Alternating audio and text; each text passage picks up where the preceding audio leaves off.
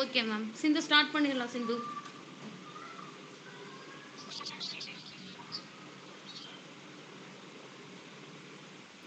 தேடிச் சோறுநிறம் தின்று பல சின்னஞ்சிறு கதைகள் பேசி நம்ம பாரதியாருடைய அடியொற்றி இன்றைய வாகை தமிழ்ச்சங்கம், இந்த வாகை தமிழ்ச்சங்கத்தின் குரல் மன்றம் நடத்தக்கூடிய முதல் நாள் முதல் நிகழ்வு.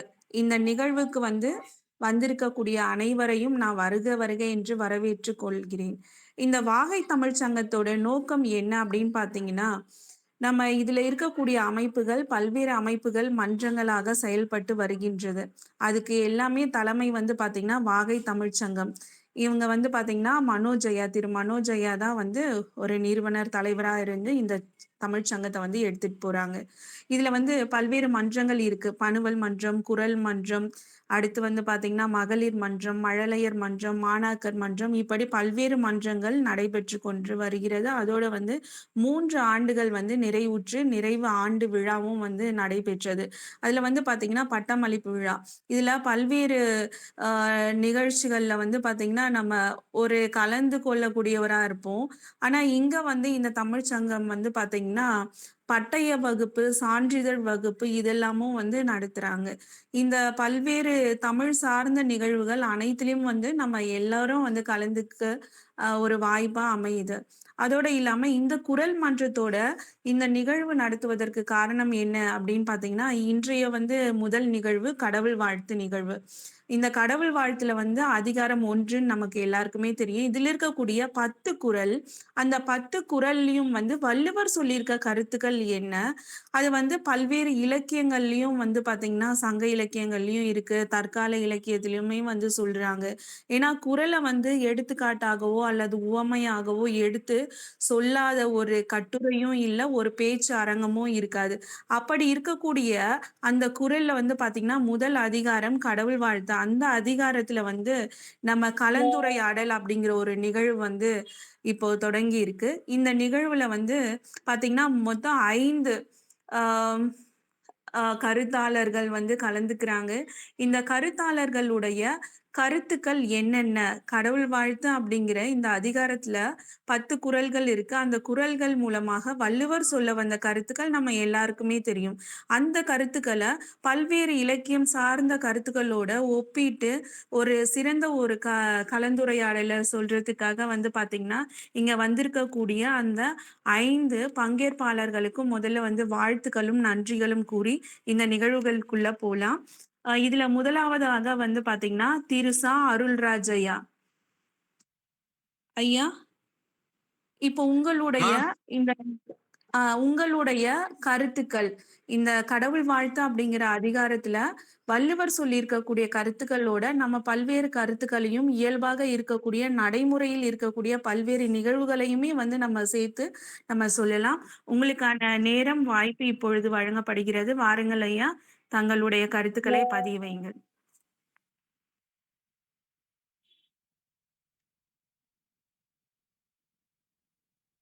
அனைவருக்கும் இனிய மாலை வணக்கம். உலகத்துல எல்லாருக்கும் ஒவ்வொருவரும் ஒரு நூலை வேதமா பின்பற்றுவோம். வேதம்னா என்னன்னா அதுதான் நமக்கு வாழ்வு, அதுதான் அந்த நூல்ல சொல்லி இருக்கக்கூடிய வாழ்வியல் நடைமுறைகள் தான் நம்ம இது பின்பற்ற மாதிரி இருக்கிற மாதிரி இருக்கும். ஒவ்வொருத்தருக்கும் இந்துக்களுக்கு பகவத்கீதையும், கிறிஸ்தவர்களுக்கு விவிலியமும், இஸ்லாமியர்களுக்கு குரான், இது பௌத்தர்களுக்கு புத்தர் போதித்த போதனைகள், இது போல ஒவ்வொருத்தருக்கும் ஒரு நூல் மறையா இருக்கு. ஆனா உலகத்தில் இருக்கக்கூடிய அனைவருக்குமே ஒரு பொது மறை அப்படின்னு சொன்னோம்னா அது நம்ம திருக்குறள் தான். திருக்குறள்ல முதல் அதிகாரம் அப்படின்னு என்னன்னு பார்த்தோம்னா கடவுள் வாழ்த்து.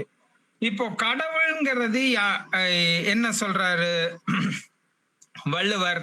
கடவுள்ங்கிறது உருவத்தோடு இருக்கவரு, 4 கை 16 சிரம் இருக்கவர், அப்படியெல்லாம் இல்லை.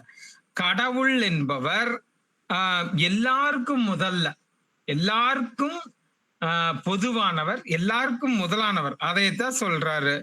அவருடைய குணநலன்களை எல்லாத்தையுமே நமக்கு சொல்லி இருக்கிறாரு.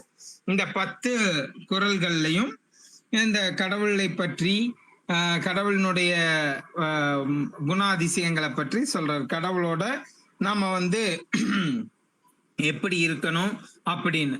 கடவுள் நம்மளுடைய நம்ம உள்ள இருக்கக்கூடிய ஆற்றல் கடந்து செல்லணும். கடவுள் நம்மளுடைய உள்ளுக்குள்ள இருக்கக்கூடிய ஆற்றல் கடந்து அடுத்தவரிடத்துல போய் சேர்றதுதான் கடவுள் அப்படிங்கிறோம். நம்ம நன்மை, நம்ம கடவுள்ங்கிறது ஒண்ணும் இல்லை, ஒரு கண்ணாடி போல. நம்ம நல்லதை காமிச்சோம்னா நல்லதே நமக்கு திரும்ப வரும். நம்ம கெடுதலை அடுத்தவருக்கு நினைச்சோம்னா கெடுதலே வரும். அதைத்தான் சொல்றாரு. இப்போ கடவுள் என்பவர் எல்லாருக்கும் மேலங்கிறது தான் முதல் குறளா அவரு நம்மளுடைய திருவள்ளுவர் சொல்லியிருக்காரு. அகர முதல எழுத்தெல்லாம் ஆதி பகவன் முதற்றே உலகு. அப்போ கடவுள் எல்லாருக்கும் முதல்வனாய் இருக்கிறார் அப்படின்னு சொல்றாரு. அதே மாதிரி 2வது குறள் என்ன சொல்றாரு? கற்றதலால் ஆய பயனென்கொள் வாளறிவன் நற்றார் தொல்லா ஆர் எனின். அதாவது தூய அறிவு வடிவானவன் தான் சொல்றாரு. அறிவு சார்ந்து சிந்திச்சு நம்ம செயல்படுற அந்த இயக்கம் தான் கடவுள் அப்படிங்கிறார். அதே மாதிரி அன்பர் நெஞ்சமாகிய மலர் மேல் சென்று வீற்றிருக்கக்கூடிய கடவுள், அவருடைய திருவடியிலை தொழுபவர்களே உலகில் நிலையாக வாழ்வார் அப்படிங்கிறார். மலர்மிசை ஏகினான் மானடி சேர்ந்தார் நிலமிசை நீடு வாழ்வார். அந்த அன்பருடைய இதயங்கள்ல இருக்கிறவருக்கு தான் கடவுள் அப்படிங்கிறாங்க. இதுல இருந்து நமக்கு என்ன தெரியுது? கடவுள் அப்படிங்கிறது வேற ஒரு கோயில்லையோ இருக்கிறதா அல்ல. நம்மளுடைய நெஞ்சத்தில் நிறைந்திருக்கக்கூடிய அன்பு, அந்த நிறைந்த அன்பு அடுத்தவருக்கு கொண்டு சேர்க்கிறப்பதான் நம்மளும் கடவுளா மாறிடுவோம் அப்படிங்கிறாரு. அதே 4வது குறள் மிக அனைவருக்கும் வேண்டிய குறள். வேண்டுதல் வேண்டாமை இலானடி சேர்ந்தார்க்கு யாண்டும் இடும்பை இல. விருப்பு இல்லாதவனாகிய ஒரு இவன் தான் எனக்கு பிடிச்சவன், இவன் தான் எனக்கு பிடிக்காதவன் இல்ல. இறைவன் என்பவன் அந்த விருப்புகளுக்கு அப்பாற்பட்டவன். அப்பேற்பட்ட இறைவன் திருவடிகளை சேர்ந்தா நம்ம யாருக்கும், அதாவது நம்மளும் கடவுள், அந்த கடவுள் தன்மையை வாங்கிக்குவோம். யாரையும் வெறுக்காமல், யாருக்கிட்டமும் குரோதம் பார்க்காம நம்ம எல்லாரையும் நேசித்து இருக்கிறப்போ நம்ம துன்பம் இல்லாம வாழலாம் அப்படிங்கிறார். இதுல எனக்கு மிக மிக மிக பிடித்த குறள் என்ன அப்படின்னு பாத்தீங்கன்னா இது இந்த குறள் தான். வேண்டுதல் வேண்டாமை இலானடி சேர்ந்தார்க்கு யாண்டும் இடும்பை இல. விருப்பு இல்லாதவனாகிய இறைவனின் திருவடிகளை சேர்ந்தவர்கள். இப்போ ஒருத்தரிடம் அதிகமாக விருப்பம் கொண்டு, ஒருத்தரிடம் பகைமை பாராட்டி, அப்படி இல்லாத ஒரு இறை நிலையை அடைந்தவர்களுக்கு எந்த காலத்திலும் துன்பம் கிடையாது அப்படின்னு திருவள்ளுவர் சொல்றார். சோ மக்கள் அனைவருமே இந்த குறளை பின்பற்ற வேண்டும் என்று என்னுடைய ஏன்னா நம்ம ஒருத்தர் மேல அதிகமான பாசமும் ஒருத்தர் மேல அதிகமான குரோதமும் இருந்தா நம்மளுடைய உடல் உள்ளம் இரண்டுமே சமநிலையை தவறிவிடும். சமநிலை இல்லாம இப்போ அதிகமான விருப்பம் கொண்டவர் தப்பு செய்தாலும் நம்ம அதை மன்னிக்கக்கூடிய மனோபாவத்துக்கு வந்துருவோம். அதிகமான விருப்பம் கொண்ட ஒருத்தர் நல்லதே செஞ்சாலும் அதை நாம் ஏற்றுக்கொள்ள மாட்டோம். இதற்கு நம்ம புராண இதிகாசங்கள்ல நிறைய இருக்கு. நம்மளது என்ன அப்படின்னு பாத்தீங்கன்னா விருப்பு இல்லாத, அதாவது நம்மளுடைய மகாபாரதம் எடுத்துக்கோங்க. வேண்டுதல் வேண்டாமை. அப்போ திருதராஷ்டிரன் என்னும் மன்னனுக்கு, திருதராஷ்டிரன் என்னும் அந்த ராஜாக்கு, கண் பார்வை இல்லாத ராஜாக்கு தன்னுடைய மக்கள், தன்னுடைய குழந்தைகள் 100 பேர் மேல அலாதி பிரியம். தன்னுடைய தம்பி பசங்க 5 பேர் மேல வந்து 5 பேர், ஓகே, நிறைவு செய்கிறேன். 5 பேர் மேல குரோதம் அதிகம். அப்ப என்னாச்சு? தன்னுடைய விருப்பமான மகன்கள் செய்த அத்தனை தவறையுமே அவன் கண்டுக்கல. தன்னுடைய தம்பி பசங்க செஞ்ச எந்த நல்லதையும் அவன் ஏத்துக்கல. அப்ப என்னாச்சு? துன்பமே பட்டான். இறுதியில் அவனுடைய வாழ்வு துன்பமாக முடிந்தது. அதையத்தான் திருவள்ளுவர் சொல்கிறார், வேண்டுதல் வேண்டாமை இலானடி சேர்ந்தார்க்கு யாண்டும் இடும்பை இல. நாம் யாரையும் வெறுத்து ஒதுக்க கூடாது, யாரையும் அளவுக்கு அதிகமாக நேசிக்க கூடாது. அப்படி நேசிக்காமல் இருந்தோம்னா, வெறுக்காமல் இருந்தோம்னா துன்பமில்லாத வாழ்வு பெறுவோம் அப்படின்னு சொல்றாரு. இந்த கடவுள் வாழ்த்திலேயே மிக மிக என் மனதை கவர்ந்த குரல் வந்து இந்த 4வது குரல் தான்.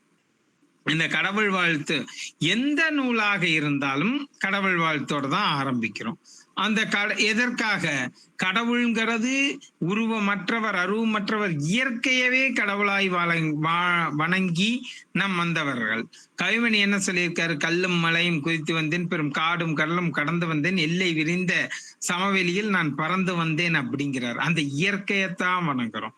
அந்த இயற்கை, அந்த உணர்வுகள், அதை தான் நம்ம கடவுளா வணங்குறோம். அந்த நம்முள் இருந்து கடந்து செல்கின்ற அந்த ஆற்றலே நம்மளுடைய முன்னோர்கள் கடவுளாக வணங்கி அதற்கு முதல் படியாக ஒரு செய்யுள் இயற்றினாங்க. சோ அதன்படி பாத்தீங்கன்னா இந்த திருக்குறள்ல கடவுள் வாழ்த்து 10 பாடல்கள் இருக்கு. இதுல இருந்தே மக்கள் எப்படி வாழணும் அப்படிங்கிறது ஆதி முதல் அதாவது வாழ்வினுடைய முதல்ல இருந்து கடைசி வரைக்கும் வர்ற மாதிரி இந்த 10 குறளையும் நம்ம 1330 குறளையும் நாம பின்பற்ற வேண்டும். அதுல மிக மிக முக்கியமானது இந்த 10 குறள் என்று கூறிக்கொண்டு வாய்ப்பிற்கு நன்றி கூறி முடிக்கிறேன். நன்றி, வணக்கம். நன்றி ஐயா. ரொம்ப தெளிவா தங்களுடைய கருத்துக்களை இந்த கலந்துரையாடல சொல்லியிருக்கீங்க. அப்படியே அடுத்து வரக்கூடிய பேச்சாளர்கள்ல இருந்து உங்களுடைய காணொலியை கொஞ்சம் ஓபன் பண்ணி வச்சுக்குங்க. சரி, அடுத்து பாத்தீங்கன்னா திரு சா அருள்ராஜ் ஐயா அவர்களுடைய கருத்துக்கள் இறை அன்பு, இறைவன் எப்படிப்பட்டவன், அவனுக்கு என்னவா இருக்கணும் அப்படிங்கிறத நம்ம வள்ளுவர் சொன்ன கருத்துக்களோட இயல்பா இருக்கக்கூடிய அதோட பாத்தீங்கன்னா மகாபாரத கருத்துக்களோட சேர்ந்து ஒப்பிட்டு சொல்லியிருந்த ஒரு காட்சி நம் கண் முன்னே விரித்து காட்டுவது போல இருந்துச்சு. ஐயா நன்றி ஐயா, உங்களுக்கு வாழ்த்துக்களும். பாத்தீங்கன்னா உங்களோட சேர்ந்து பணியாற்றுபவரா இருந்தாலும் சரி, உங்களுடைய பிள்ளைகளா இருந்தாலும் சரி, நீங்க இந்த தளத்தை பயன்படுத்திக்கிங்க. நன்றிங்க ஐயா. அடுத்து பாத்தீங்கன்னா திருமதி லட்சுமி அம்மா, வாருங்கள் அம்மா, தங்களுடைய காணொலியை கொஞ்சம் ஆன் பண்ணி வச்சுக்குங்க. அதுக்கு அடுத்து உங்களுடைய கருத்துக்களை தெளிவா எங்களுக்கு கொடுங்க அம்மா.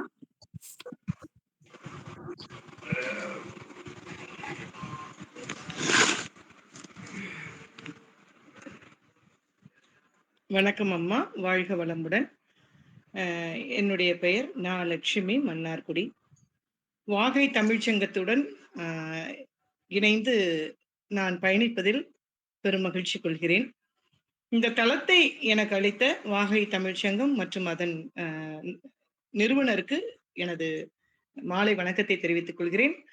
வாகை தமிழ்ச்சங்கத்தின் ஒருங்கிணைப்பாளர், இந்த நிகழ்ச்சியின் ஒருங்கிணைப்பாளர் அம்மா அவர்களுக்கு எனது மாலை வணக்கத்தை தெரிவித்துக் கொள்கிறேன். வாகை தமிழ்ச்சங்கத்துடன் இணைந்து செயல்படும் அத்துணை செயலாளர்கள் அனைவருக்கும் எனது மாலை வணக்கம். மற்றும் என்னுடன் இணைந்து நிகழ்ச்சியில் கலந்து கொண்டிருக்கும் தோழமைகளுக்கு எனது மாலை வணக்கத்தை தெரிவித்துக் கொள்கிறேன். இன்றைய இந்த சிறப்பான ஒரு கருத்தரங்கை ஏற்பாடு செய்தமைக்கு உங்களுக்கு நன்றியும் வாழ்த்துக்களையும் தெரிவிச்சுக்கிறேன். திருக்குறள்ங்கிறது ஒரு இந்த இலக்கியம் முத்தாக விளங்கும் இந்த உலகுக்கு உயர்ந்த வாழ்க்கை நெறிகளை அளிக்கிற ஒரு நூல். சமநீதி, ஜாதி மதம் கடந்து, காலங்கள் முக்காலங்களையும் கடந்து, யுகங்களை கடந்து எதை பற்றும் குறிப்பிடாமல் எந்த காலத்தில் எடுத்துக்கொண்டாலும் நீதி சொல்லக்கூடிய பகவத்கீதை எப்படி நாம் புனிதமாக எடுத்துக்கொள்கிறோமோ எனக்கு முன் பேசிய அன்பு சகோதரர் அழகாக எடுத்து சொன்னாங்க.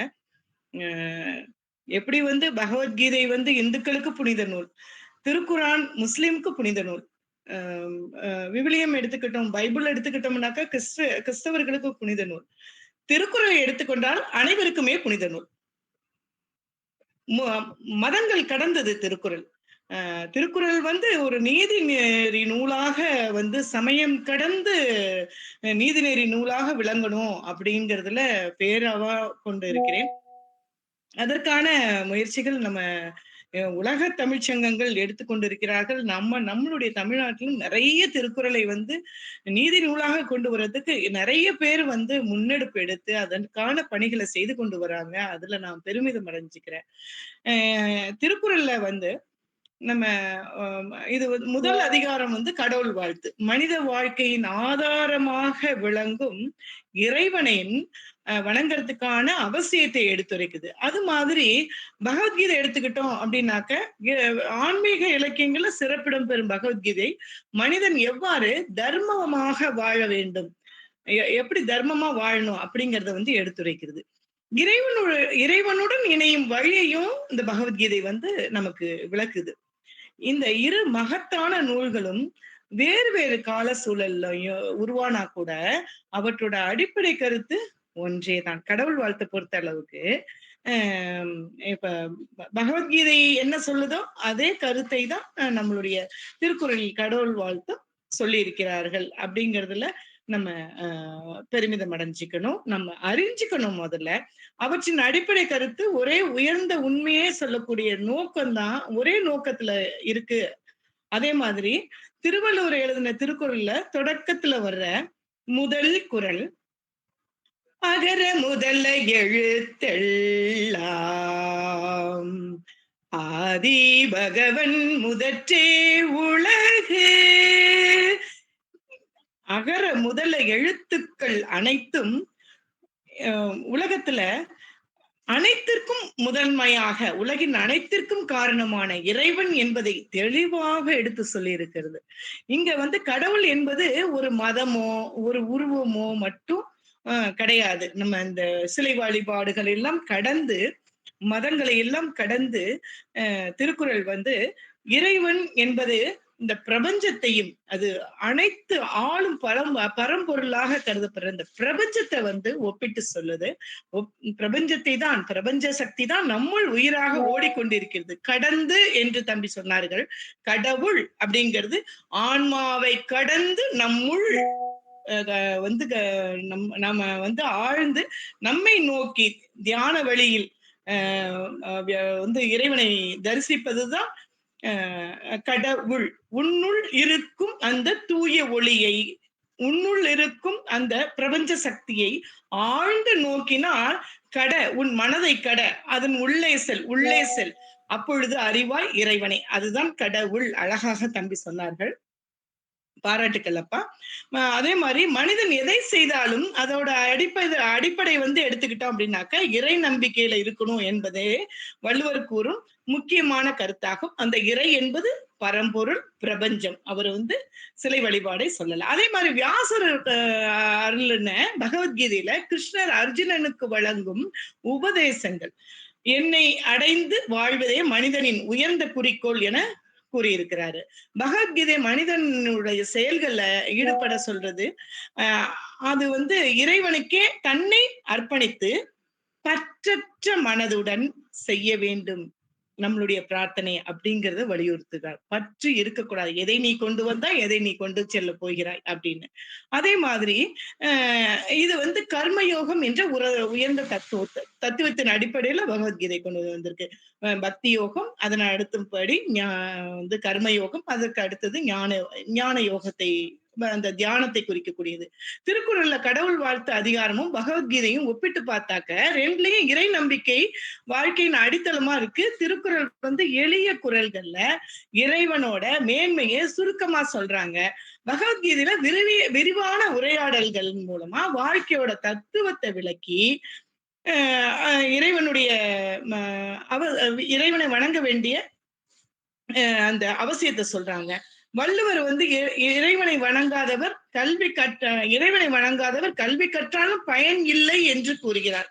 கற்றதனால் ஆய பயன் என்கொள்வர் வாளறிவன் நற்றான் இந்த குறளுக்கு ஏற்ப வந்து நீ என்னதான் கல்வி கற்று இருந்தாலும் பயன் கிடையாது.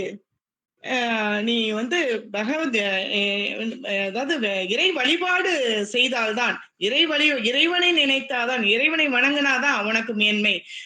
எந்த கல்வியை நீ கற்றிருந்தாலும் அதனால் பயன் இல்லை அப்படின்னு சொல்றாங்க. கீதையில வந்து கிருஷ்ணர் வந்து அறிவும் பக்தியும் இணைந்தால்தான் முழுமை என சொல்கிறார். ரெண்டும் பார்த்தா மனிதனை நெறிப்படுத்தும் ஒரு மையமாக இருக்கிறத நம்மளால உணர முடியுது இல்லையா? அதே மாதிரி திருக்குறள் மனித வாழ்க்கையோட ஒழுக்கம், அறம், அன்பு ஆகியவற்றின் வழியாக அதன் மூலமா மனிதனை உயர்த்துது. பகவத்கீதை மன அமைதி, கடமை உணர்வு, இறை பக்தி ஆகியவற்றின் மூலம் மனிதனை உயர்த்துது. இரண்டிலும் ஒரே கருத்து. மனிதன் தன்னோட சுயநலத்தை விட்டுட்டான் அப்படின்னாக்க உயர்ந்த நோக்குடன் விட்டுட்டு உயர்ந்த நோக்குடன் வாழ முடியும் அப்படிங்கறத ஒப்பிட்டு சொல்றேன். திருக்குறளினோட கடவுள் வாழ்த்து, பகவத்கீதையின் உபதேசங்களும் மனித வாழ்க்கைக்கு இரு கண்ணா இருக்கு. அதே மாதிரி ஒழுக்க நெறி அது குறிப்பிட்டு சொல்லுது. இன்னொன்னு எடுத்துக்கிட்டாக்கா ஆழமான தத்துவத்தை விளக்குது. இது எல்லாமே நம்ம வாழ்க்கையில கடைபிடித்தால் மனுஷன் வந்து ஒரு உயர்ந்த நற்குணத்தோட வாழ்ந்து உலகிற்கு நல்ல முன்னுதாரணமாக விளங்க முடியும். இத்தகைய உயர்ந்த சிந்தனையை எடுத்துரைக்கும் இந்த கருத்தரங்கு கண்டிப்பா பயனுள்ளதா அனைவருக்குமே இருக்கும். இன்னொன்னு இந்த குறள்களை வந்து நானு இங்க இந்த சொல்லிடணும் அப்படின்னு ஆசைப்படுறேன். இந்த குறள்களை வந்து பாடி காமிச்சிடணும்னு நினைக்கிறேன். முக்கியமான ஒரு சில குறள்களை மட்டும் அதுக்கு எனக்கு கொஞ்சம் வாய்ப்பு கொடுக்கணும்.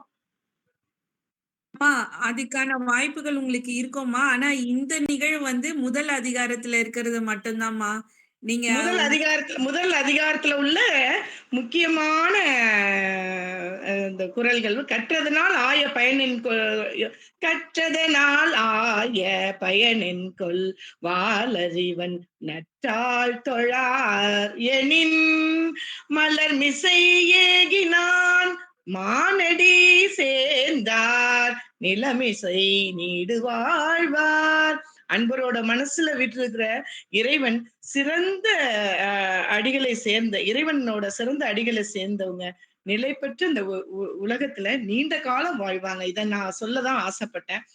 மலர் மிசை ஏகினான் மானடி சேர்ந்தார் நிலமிசை நீடு வாழ்வார். அவன் அடியை சேர்ந்து விட்டால் மனிதன் வந்து நீண்ட காலம் வாழ்வான் அப்படிங்கிறத வள்ளுவம் சொல்லி இருக்கிறது. இறைவனை பிரபஞ்சத்தை வந்து நாம் வணங்கும் போது நமக்கு வந்து நீண்ட ஆசியும் வாழ்க்கையும் ஒழுக்க நெறியுடன் கூடிய வாழ்வும் நமக்கு அமையும் அப்படிங்கிறத வள்ளுவம் வந்து எடுத்து சொல்லியிருக்கு. இருள் சேர் இருவினையும் சேரா இறைவன் பொருள் சேர் புகழ் புரிந்தார் மாட்டு. மெய்ப்பொருளாகிய இறைவன் புகழை போற்றுகின்றவர்களிடம் அறியாமையால் வரும் இருவகை வினைகளும் நல்வினை தீவினை இருக்கு இல்லையா, அந்த வினைகள் வந்து சேராது அப்படிங்கிறார். இந்த குறள்களை மட்டும் நான் இந்த இடத்துல சொல்லதான் ஆசைப்பட்டேன். மிக சிறப்பான ஒரு நிகழ்வு. இந்த நிகழ்ச்சிக்கு எனக்கு ஒரு வாய்ப்பை கொடுத்ததுக்கு நன்றியை சொல்லிக்கிறேன். இறைவனுடைய திருவடிகளை சேர்பவர்கள் பிறவி பெருங்கடலை கடந்து இன்புறுவர் அப்படின்னு சொல்லிட்டு எனக்கு வாய்ப்பு கொடுத்தமைக்கு அனைத்து நல்லுள்ளங்களுக்கும் நன்றி கூறி விடைபெறுகிறேன். அம்மா வாழ்க வளமுடன். அம்மா நன்றிங்க அம்மா. ரொம்ப அற்புதமா இருந்துச்சு. உங்களுடைய ஒப்பீட்டு ஆய்வு அப்படிங்கிற ஒரு ஆய்வு நோக்கம் வந்து இங்க தெரிஞ்சது எங்களுக்கு எல்லாமே. ஏன்னா வள்ளுவத்தையும் அதோட வந்து பாத்தீங்கன்னா பகவத்கீதையும் ஒப்பிட்டு நீங்க சொல்லியிருந்தீங்க. அடுத்தபடியாக உங்களுடைய குரல் வளம் வந்து ரொம்ப அருமையா இருந்துச்சம்மா. ஏன்னா நம்ம வந்து ஏன் அப்படி சொன்னேன் அப்படின்னு பாத்தீங்கன்னா, இந்த அதிகாரம்னா நீங்க என்கிட்ட வந்து கேட்கவே வேணாம், நீங்க பாடலாம், என்ன வேணாலும் சொல்லலாம். அடுத்த அதிகாரம் போயிட போறீங்க அப்படிங்கிறதுக்காக தான்மா நான் சொன்னேன். உங்களுடைய குரல் வளம் வந்து ரொம்ப சிறப்பா இருக்கு.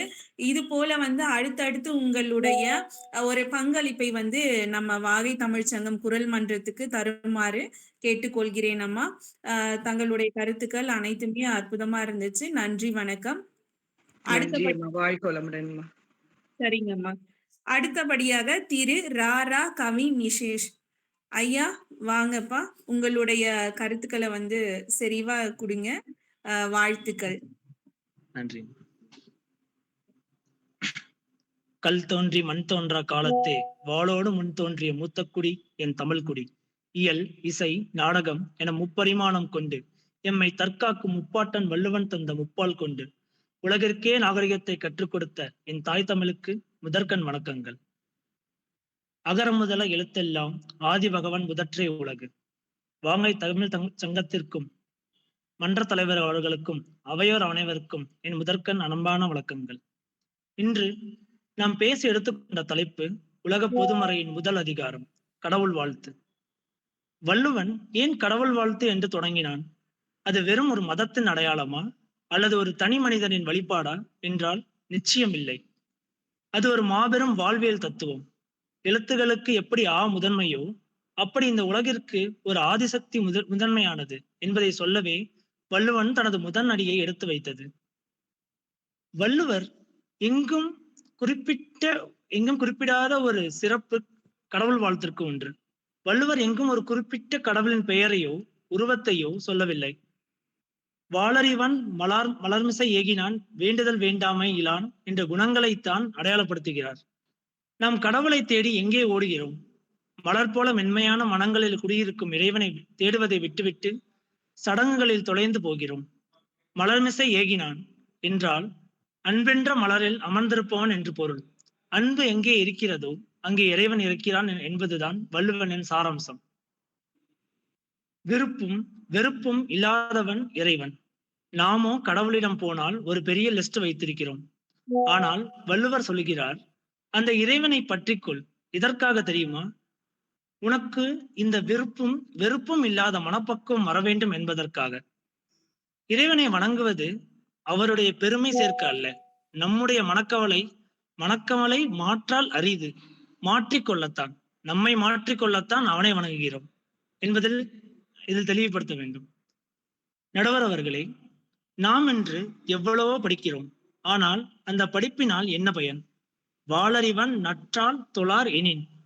தூய அறிவுடைய இறைவனை போற்றாத கல்வியினால் எந்த பயனும் இல்லை என்கிறார் வள்ளுவர். இங்கே இறைவன் என்பது வெறும் கடவுள் அல்ல, அது பேரறிவு. நம் கல்வி நம்மை பண்புள்ள மனிதனாக மாற்றவில்லை என்றால் அந்த பட்டம் வெறும் காகிதம்தான். வாழ்க்கை என்பது ஒரு கடல். இதில் நீந்தி கரை சேர வேண்டும் என்றால் ஒரு பற்றுக்கோடு வேண்டும். அந்த பற்றுக்கோடு தான் இறைவன் எனும் அறவழி. நாம் தொழில்நுட்ப யுகத்தில் வாழ்ந்தாலும் மன அமைதி என்பது இன்று ஒரு சவாலாகத்தான் இருக்கிறது. அந்த மன அமைதியை பெற நாம் நம்மை விட உயர்ந்த ஒரு சக்தியை சரணடைவதே வழி. இதைதான் வள்ளுவர் கடவுள் வாழ்த்து என்ற அதிகாரத்தில் முக்கியமாக எடுத்துரைக்கிறார். முடிவாக, வள்ளுவனின் கடவுள் வாழ்த்து என்பது ஒரு மதம் சார்ந்த பாடல் அல்ல, அது மனம் சார்ந்த பாடம். அடி சேர்ந்தார் என்பதற்கு வெறும் கால்களை பிடிப்பது என்று பொருள் கொள்ளாமல் இறைவனின் அறப்பாதையை பின்பற்றுவர்கள் என்று பொருள் கொள்வோம்.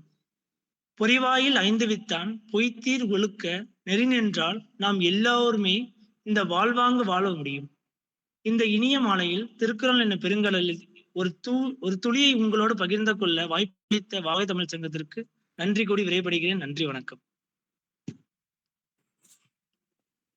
கவி நிஷேஷ் ஐயா அவர்கள் வந்து பாத்தீங்கன்னா அவருடைய உரைய ரொம்ப தெளிவா சுருக்கமா கொடுத்துட்டாரு. இறைவனுடைய வழிபாடு, இறைவனை வந்து வழிபடணும் அப்படின்னு சொல்லியிருக்காரே தவிர ஒரு உருவத்தையோ ஒரு மதத்தையோ அவர் வந்து குறிப்பிடல. இந்த கடவுள் வாழ்த்துல வந்து அவருடைய தாள் சேது நம்ம வந்து படிக்கிறோம் அப்படிங்கிற ஒரு பேரறிவு எதுக்காக வெறும் பட்டம் வாங்குறதா? காகிதத்துல நம்முடைய பெயர் வந்து நம்ம ஒரு எம்.ஏ. அல்லது எம்.ஃபில் அல்லது முனைவர் அப்படிங்கிறது போட்டுக்கிறதுக்கா அப்படின்னு பார்த்தீங்கன்னா, கிடையவே கிடையாது. நம்ம பேரறிவு இறைவனுடைய பாதங்கள்னா வெறும் அவருடைய காலடிய பிடிச்சுக்கிறதா அப்படின்னு கேட்குறாங்க. அப்படிலாம் இல்ல. அவர் சொல்லக்கூடியது வந்து தூய்மையான எண்ணங்கள வச்சு நம்ம முன்னேறி போணும். நெறைய அறிவு வந்து நம்ம பெருக்கணும். நம்முடைய அறிவு இவ்வளவுதான் இருக்கு, அவ்வளவுதான் இருக்கு அப்படின்லாம் கிடையாது. நம்ம எவ்வளவு வந்து நிகழ்வுகள வெளியில பார்க்குறோம், அத வந்து அனுபவத்தோட நம்ம ஒரு பயனிலையில கொண்டு போறோமோ, அதுதான் வந்து தெளிவு அப்படிங்கிறதெல்லாம் வந்து ரொம்ப அருமையா வந்து சொல்லியிருக்காரு. அவர் எடுத்துக்கொண்ட நேரம் வந்து குறைவா இருந்தாலும், அவருடைய கருத்துக்கள் வந்து செறிவாக இருக்கிறது. வாழ்த்துக்கள்ப்பா, வாழ்த்துக்கள். இது போல வந்து மென்மேலும் வந்து தங்களுடைய பங்களிப்ப வந்து வாகை தமிழ்ச் சங்கத்துக்கு தாங்க. நன்றி, வணக்கம். அடுத்தபடியாக நம்ம கவின் அவர்கள வந்து அடியொற்றி வரக்கூடியது யாரு அப்படின்னு பார்த்தீங்கன்னா, கீர்த்தனாஸ்ரீ. கீர்த்தனாஸ்ரீ இருக்கீங்களாம்மா? மாலை வணக்கம் அம்மா. தங்களுடைய என் பெயர் கீர்த்தனாஸ்ரீ. கருத்துரையாடல்ல வந்து குறுங்கம்மா. உங்களுடைய கருத்துக்கள் செறிவாக அமைய வாழ்த்துக்கள். என் பெயர் கீர்த்தனாஸ்ரீ. தமிழ் துறை 2ஆம் ஆண்டு நாடார் சரஸ்வதி கலை மற்றும் அறிவியல் படிக்கிறேன் அம்மா. என்னோட தலைப்பு கடவுள் வாழ்த்து. அதிகாரம் 10. பிறவி பெருங்கடல் நீந்துமா நீந்தார் இறைவன் அடி சேராத்தார். இதனுடைய பொருள் வந்து இவ்வுலக வாழ்க்கை ஒரு பெருங்கடல் என்றது. இறைவனை நம்பி நல்லொழுக்கத்துடன் வாழ்பவர்கள் எந்த கடலை கடந்து வெற்றி பெறுவார்கள்.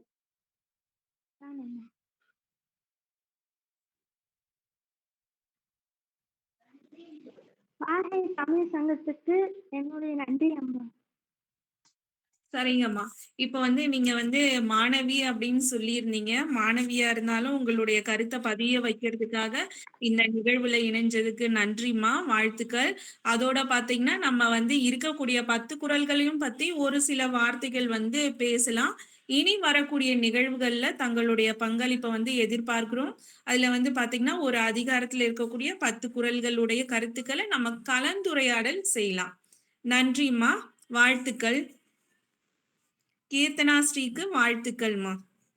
நீங்க மட்டும் இல்லாம உங்க கல்லூரியில இருக்கக்கூடிய உங்களுடைய தோழிகளுக்கும் இப்படி ஒரு நிகழ்வு நடக்குது அப்படிங்கறது தெரியப்படுத்துங்க. அவங்களுக்கும் ஒரு நல்ல வாய்ப்பு வந்து கொடுங்கம்மா. அடுத்தபடியாக முனைவர் எம்.ஏ. அவிலிம் அவர்களை வந்து அன்போடு அழைக்கிறோம். வாருங்கள் ஐயா, உங்களுடைய கருத்துக்களை கலந்துரையாடல் இந்த நிகழ்வுல செறிவா கொடுக்குமாறு கேட்டுக்கொள்கிறோம் ஐயா. வணக்கம் அம்மா. முதல்ல வந்து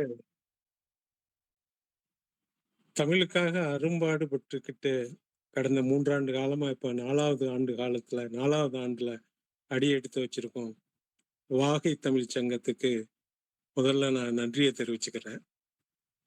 ஏன்னா முதல்ல இந்த வாகை தமிழ் சங்கத்தை பத்தி நான் அறியும் போது அதுல ஒரு சான்றிதழ் படிப்பு சேரலாம்னு திருமுருகாற்றுப்படை பற்றி அதை ஒரு படிப்பு படிச்சு அந்த ஒரு பட்டம் கொடுத்துருந்தாங்க. அதுலயும் இது மாதிரி பேசுறதுக்கு வாய்ப்பு கிடைச்சிருந்துச்சு.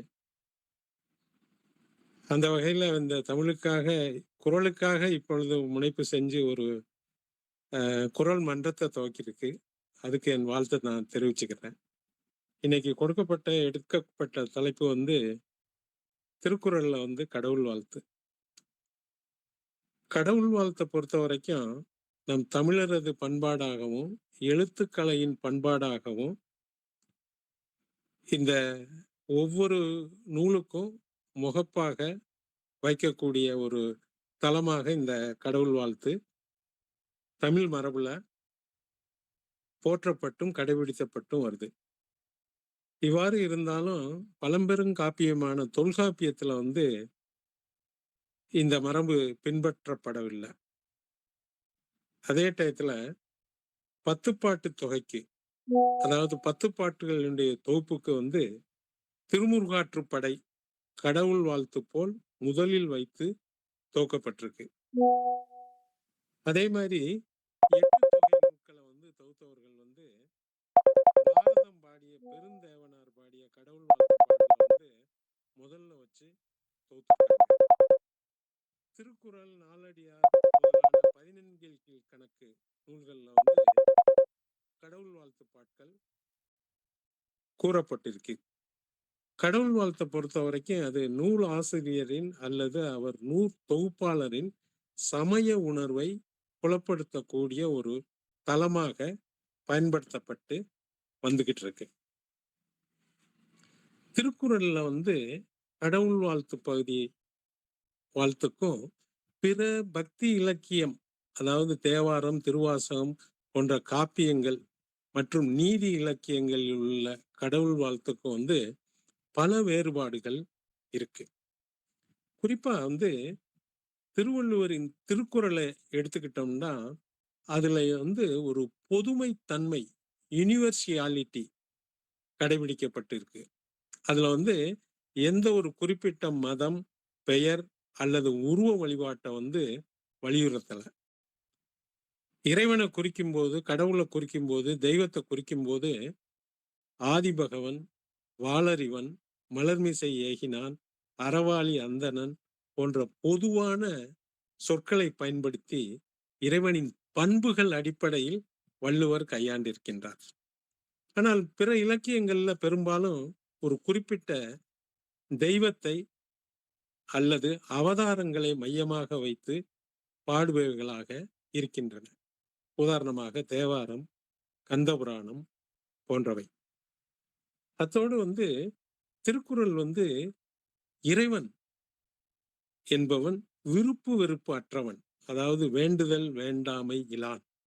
அதே போன்று வாளறிவன், அறிவு வடிமானம் அவன். அதே போன்று இருள் சேர் இருவினையும் சேரா, இரு வினைகளையும் கடந்தவன் என்று இறைவனின் பண்புகளை மட்டுமே குறித்து பேசுகிறது. மற்ற இலக்கியங்கள் பெரும்பாலும் இறைவனின் உருவங்கள், திருவிளையாடல்கள், தல சிறப்புகள், புராண கதைகள் போன்றவற்றை வைத்து மையமாக கூறப்படுகின்றது. திருக்குறளின் கடவுள் வாழ்த்தின் நோக்கம் என்னவென்றால், ஒரு சிறந்த மனிதன் எப்படி இருக்க வேண்டும், அதற்கான இலக்கணத்தை எப்படி அமைத்து கொடுக்க வேண்டும் என்று இறைவனின் பண்புகள் வழியாக கூறுவதாக இந்த திருக்குறளின் கடவுள் வாழ்த்து பாக்கள் அமைந்திருக்கின்றன. பிற பக்தி இலக்கியங்கள் பக்தியை வளர்ப்பதிலும் இறைவனின் அருளை வேண்டுவது, சரணாகதி அடைவது போன்று பக்தி சார்ந்த நோக்கங்களை குறிப்பிடுவைகளாக இருக்கின்றன. அத்தோடு திருக்குறள் தத்துவ அணுகுமுறையை கடைபிடிக்கின்றது. குறிப்பாக அறத்துப்பாலில்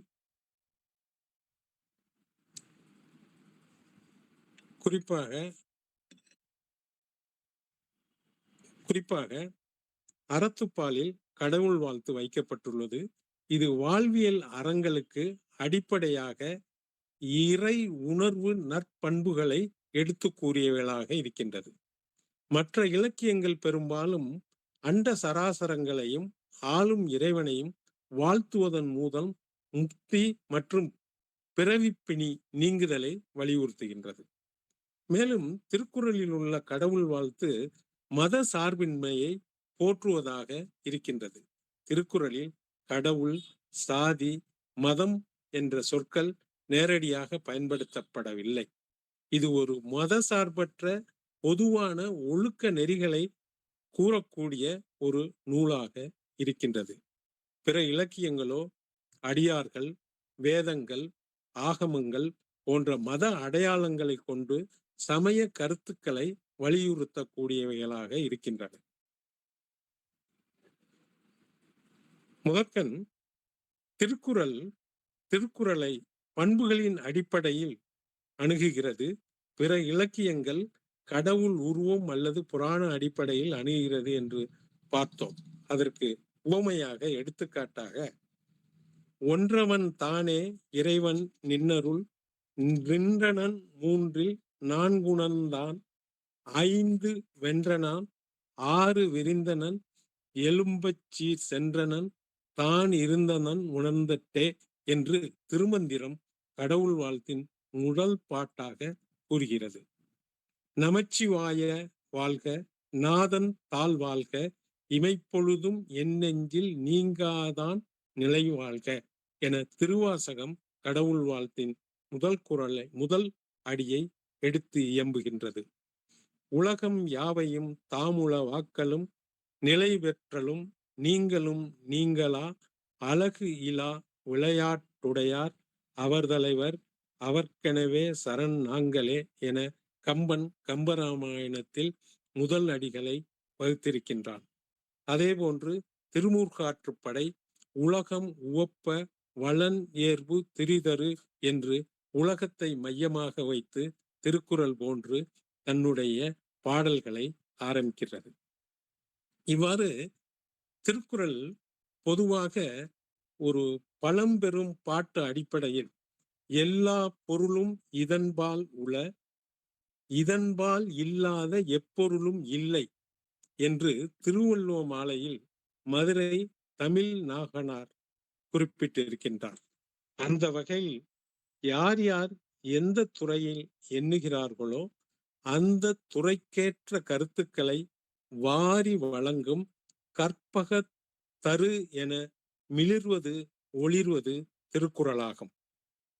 அதாவது எந்த ஒரு மனிதனும் அவன் வறியவனாக இருந்தாலும் சரி, செல்வந்தராக இருந்தாலும் சரி, அரசாள்பவனாக இருந்தாலும் சரி, நோயுற்றவனாக இருந்தாலும் சரி, மருத்துவனாக இருந்தாலும் சரி, ஒரு செவிலியராக இருந்தாலும் சரி, காமத்துப்பாலில் அறிந்தவனாக இருந்தாலும் சரி, குடும்ப தலைவனாகவும் தலைவியாகவும் காதலியாகவும் காதலனாகவும் இருந்தாலும் சரி, அவர்கள் அனைவரும் அவரவர்கள் எண்ணத்தின் அடிப்படையில் அந்த குறளை படிக்கும்போது பயிலும்போது ஒரு கற்பகத்தரு விருட்சம் போன்று நன்மை பயக்கக்கூடியதாக இருக்கின்றது.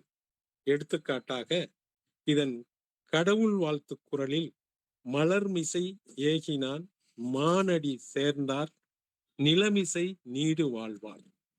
இக்குறள் மலரின் மேல் விரைந்து செல்பவனின் மென்மையானவனின் மாட்சிமை பொருந்திய நெறியை பின்பற்றுபவர் நில உலகில் நீண்ட காலம் வாழ்வார் என்பது இந்த குறளின் பொருளாகும். இந்த உரை உலக திருக்குறள் மையம் சார்பாக வெளியிட்டு வரும் செம்பதிப்பு உரையின் ஒரு பொருளாக்கமாகும். இக்குறள் 3 செந்தாமரை மீது அமர்ந்திருக்கும் அலைமகளையும் வெண்தாமரை மீது அமர்ந்திருக்கும் கலைமகளையும் குறிப்பதாக இந்த திருக்குறள் அடிகளை இந்து பெருமக்கள் படிக்கும்போது பொருத்தமாக இருக்கக்கூடியதாக அமைந்திருக்கின்றது. அடுத்து தனக்குவமை இல்லாதான் தாழ் சேர்ந்தார் கல்லார் மனக்கவலை மாற்றல் அரிது.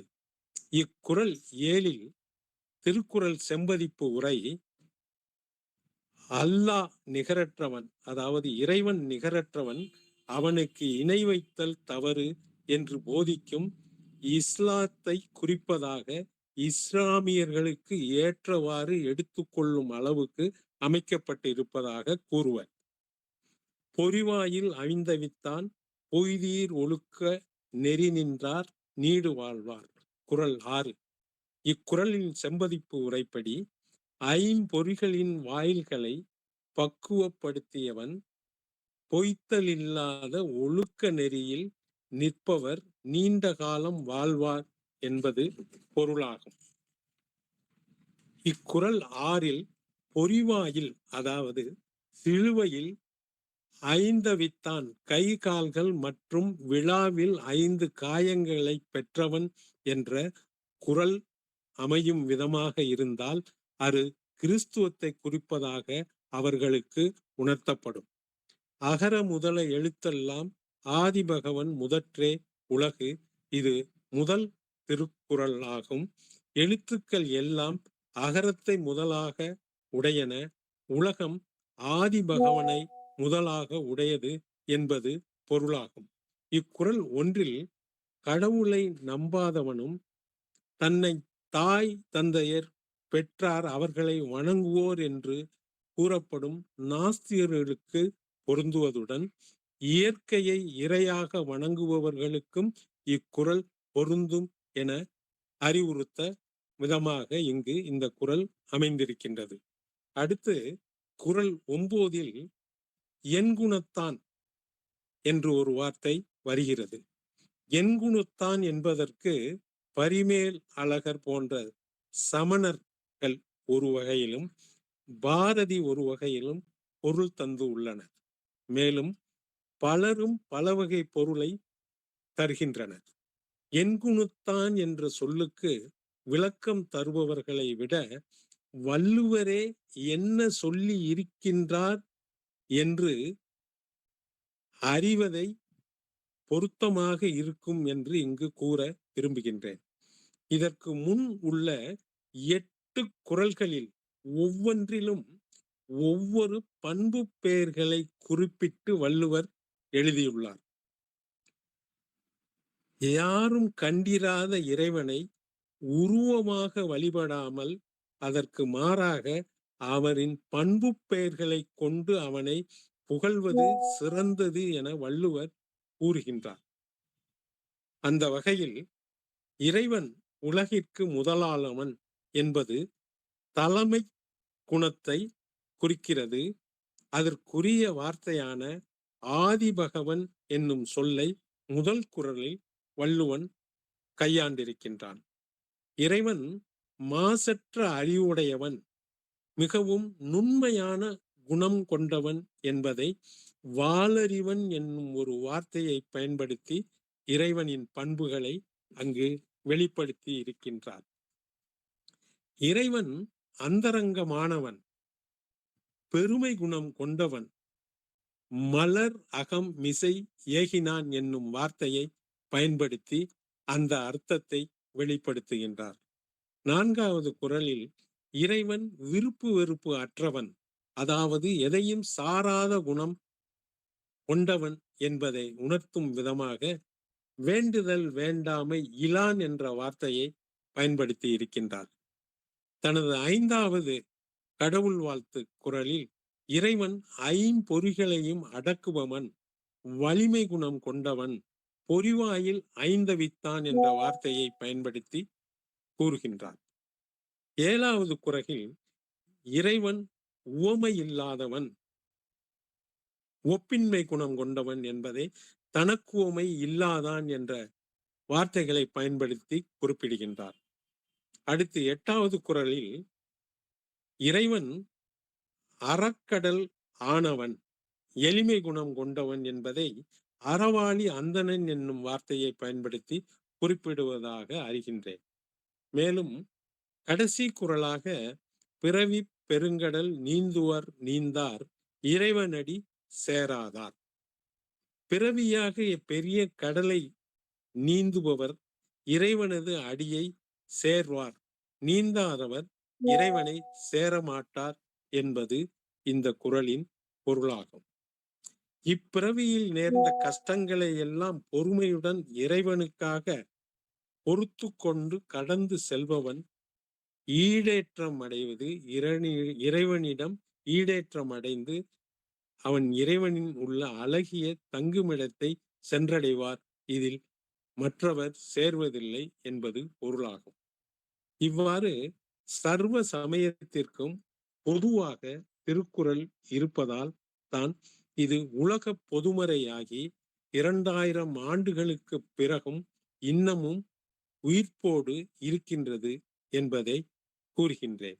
இந்த காரணங்களால் திருக்குறள் இந்திய நாட்டின் ஒரு தேசிய நூலாக அறிவிக்கப்பட வேண்டும் என்பது எனது மற்றும் ஏனைய தமிழர்களின் நீண்டகால எதிர்பார்ப்பாகவும் பரவலான கோரிக்கையாகவும் இருக்கின்றது. திருக்குறளுக்காக இதுவரை 850 பேர் உரை எழுதியிருந்தாலும் இதற்கு பிறகும் உரை எழுத எத்தனையோ பேர் காத்து கொண்டிருக்கின்றார்கள். அந்த வகையில் இந்த வாகை தமிழ்ச்சங்கம் பல தமிழ் அறிஞர்களை உருவாக்கி வருகிறது. அவர்களது பணி வெல்க என வாழ்த்து கூறி எனக்கு வாய்ப்பு குறித்தமைக்கு நன்றி கூறி விடைபெறுகிறேன். நன்றி, வணக்கம் ஐயா.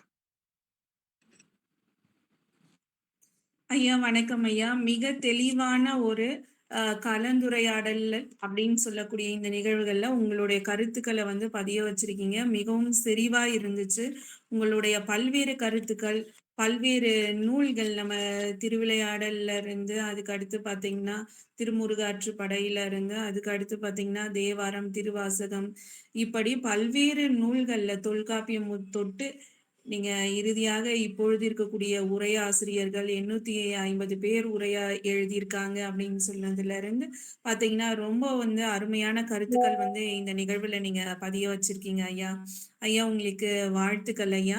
எங்க வாகை தமிழ் சங்கத்தோட அடுத்த கட்ட ஒரு முன்னேற்பாடு அப்படின்னு பார்த்தோம்னா, நம்ம இந்த குரல்கள் நம்ம எத்தனையோ குரல்களை வந்து கேட்டிருப்போம். ஒரு சில குரல்களை நம்ம வாழ்க்கையிலயும் சரி, பல்வேறு நிகழ்வுகள்லயும் சரி, நம்ம அடித்தொட்டு வந்து சொல்லியிருப்போம். ஆனா, இதுல இருக்கக்கூடிய அனைத்து குரல்களையுமே வந்து நம்ம தெரிஞ்சிருப்போமா?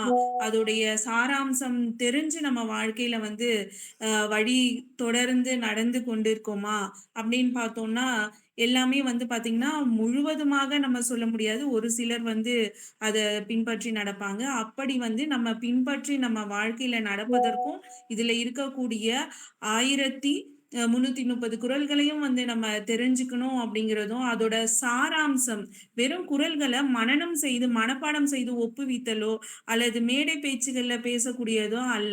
நம்ம வந்து அதுல இருக்கக்கூடிய கருத்துக்களை பல்வேறு விதமான கருத்துக்களோட ஒப்பிட்டு பார்க்கக்கூடிய ஒரு நிகழ்வின் முன்னெடுப்பு தாங்க ஐயா இந்த முதல் நிகழ்வு. இதுல வந்து பங்கு பெற்ற 5 நபர்களும் வந்து பாத்தீங்கன்னா உங்களுடைய கருத்துக்களை வந்து ரொம்ப தெளிவா கலந்துரையாடி இருக்கீங்க. அதுல வந்து இறுதியான்னு சொல்ல முடியாது. எப்பவுமே ஒரு நிகழ்வோட இறுதி அப்படின்னு நம்ம சொல்றோம்னு பாத்தீங்கன்னா அடுத்த நிகழ்வோட துவக்கம் அப்படின்னு தான் நம்ம வந்து பொருள் எடுத்துப்போம். அப்படியே ஐயா பேசியிருக்கக்கூடிய முனைவர் ஐயா பேசியிருக்கக்கூடிய பல்வேறு கருத்துக்கள் வந்து போற்றுதலுக்குரியது ஐயா. பாராட்டுக்கள், வாழ்த்துக்கள் ஐயா. இப்படி நன்றிங்க மேடம். நன்றிங்க மேடம். இனிமே வரக்கூடிய நிகழ்வுகள்ல உங்களை சார்ந்த பிறருக்கும் வந்து வாய்ப்புகள் கொடுத்து இது போல வந்து பாத்தீங்கன்னா வாகை தமிழ்ச் சங்கம், குரல் மன்றம் இருக்கு. அதுல பல்வேறு மன்றங்கள் இருக்கு. அதுல நடக்கக்கூடிய நிகழ்வுகள் இருக்கு அப்படின்னு சொல்லி நீங்க உங்களால மத்தவங்களுக்கு வந்து தெரியணும், இந்த கருத்துக்கள் போய் சேரணும் அப்படிங்கிறதாங்க எங்களுடைய நிகழ்வோட முக்கிய ஒரு நோக்கமா இருக்கும். இதுல வந்து நிகழ்வுல நான் கலந்துகிட்ட அனைவருக்குமே வந்து முறையாக நன்றியுரை சொல்ல பாத்தீங்கன்னா வாகை தமிழ்ச் சங்கம், குரல் மன்றம் நடத்தும் இந்த கடவுள் வாழ்த்து நிகழ்விற்கு வருகை தந்து தங்களுடைய கருத்துக்களை தெளிவாக கலந்துரையாடியமைக்காக இணைப்பில் இணைந்து அதோட காணொளி வழியாகவும் சரி அல்லது இணையத்தின் வழியாக இனி காண இருக்கும் அனைவருக்கும் நாங்க இந்த குரல் மன்றத்தின் சார்பாக நன்றிகளை கூறி விடைபெறுகிறோம். அதோட தொழில்நுட்ப உதவி நம்ம பேசக்கூடிய இந்த நிகழ்வுகள்ல காணொளியாகவும் செவி வழியாக கேட்பதற்கும் உதவி செய்து கொண்டிருக்கக்கூடிய சிந்துஜா அவர்களுக்கும், என்னுடன் சேர்ந்து பயணித்து கொண்டிருக்கக்கூடிய ஆர்த்தி அவங்க பாத்தீங்கன்னா வந்து அவங்களுடைய ஒரு பங்களிப்புங்கிறது அலர்பற்கரியது. பாத்தீங்கன்னா அவங்களுடைய வேலை நேரம் போக தூங்கக்கூடிய நேரம் அவங்க தூங்க மாட்டாங்க. இந்த நிகழ்வுக்காக என்ன பண்ணலாம், ஏது பண்ணலாம், எப்படி செய்யலாம் அப்படிங்கிறது எங்களை எல்லாரையுமே வந்து வழிநடத்தி செல்லக்கூடிய எங்க வாகை தமிழ் சங்கத்தோடைய நிறுவனர் தலைவர் ஐயா திரு மனோஜ்குமார் அவர்களுக்கு வந்து நாங்க ரொம்பவே நன்றி பட்டிருக்கோம். பாத்தீங்கன்னா ஒவ்வொரு நிகழ்வும் குறித்த காலத்துல நடந்தா மட்டும் போதாது, அது செம்மையாகவும் நடக்கணும். ஒவ்வொரு விஷயத்தையும் வந்து பார்த்து பார்த்து எங்களை வந்து வழிநடத்தக்கூடிய ஐயா அவர்களுக்கும் இந்த இடத்துல நாங்க நன்றி சொல்லிக்கிறோம். நன்றி, வணக்கம். அதோட வந்து கல்லூரி மாணவி ஒருத்தவங்க வந்து கலந்துட்டு இருந்தாங்க. அவங்களுக்குமே வந்து ஏன்னா இப்போ வந்து பேசுவதற்கு தளங்கள் வந்து தேடி கொண்டிருக்கக்கூடிய காலகட்டத்துல உங்களுக்கான தளங்கள் வந்து நம்மளை தேடி வரும்பொழுது அந்த தளத்தை வந்து பயன்படுத்திக்கணும் அப்படிங்கிற அந்த மாணவியோட அந்த எதிர்பார்ப்பும் அந்த நோக்கத்துக்காகவும் அவங்களுக்கும் நன்றிகளை தெரிவிச்சுக்கிறோம். அதோட வந்து பாத்தீங்கன்னா அருள்ராஜ் ஐயா அவர்களுக்கும், லக்ஷ்மி அம்மா அவர்களுக்கும், கவி நிஷேஷ் அவர்களுக்கும், கீர்த்தனா ஸ்ரீ கல்லூரி மாணவி அவங்களுக்கும், முனைவர் எம்ஏ அவினம் ஐயா அவர்களுக்கும் வந்து எங்களுடைய நன்றிகளையும் பாராட்டுகளையும் வாழ்த்துக்களையும் தெரிவித்து இந்த நிகழ்வில் பார்த்து கொண்டிருக்கக்கூடிய பார்வையாளர்களுக்கும் ஒரு வாய்ப்பு. யாரேனும் வந்து உங்களுடைய கருத்துக்களை வந்து தெரிவிக்கணும் அப்படின்னா தெரிவிங்க. மற்றபடி வந்து நன்றி, வணக்கம். மேடம் என் பேரு எம்ஏ அலீம் மேடம். அலீம், அவீம் இல்ல. அலிமாங்க ஐயா. சரிங்க ஐயா. மன்னிச்சுடுங்க ஐயா. லீம். ஆமா. லீ Thank you. சரிங்க ஐயா. அதான் அவி எப்படி இருக்கும் அப்படின்னு யோசிச்சேன். சரிங்க ஐயா. தவறுக்கு மன்னிக்கவும். அலீம் ஐயா அவர்களுக்கும் வந்து Thank you, நன்றிகள். madam. Thank you. சரிங்க ஐயா. இந்த நிகழ்வுல வந்து பார்வையாளராக இருக்கக்கூடிய யாரேனும் உங்களுடைய கருத்துக்களை தெரிவிக்க வேண்டும் என்றால் தெரிவிக்கலாம்.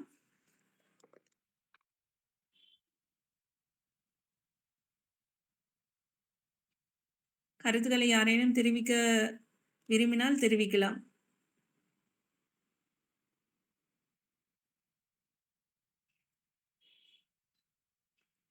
சரி, அனைவருக்கும் நன்றி, வணக்கம். ஆர்த்திமா.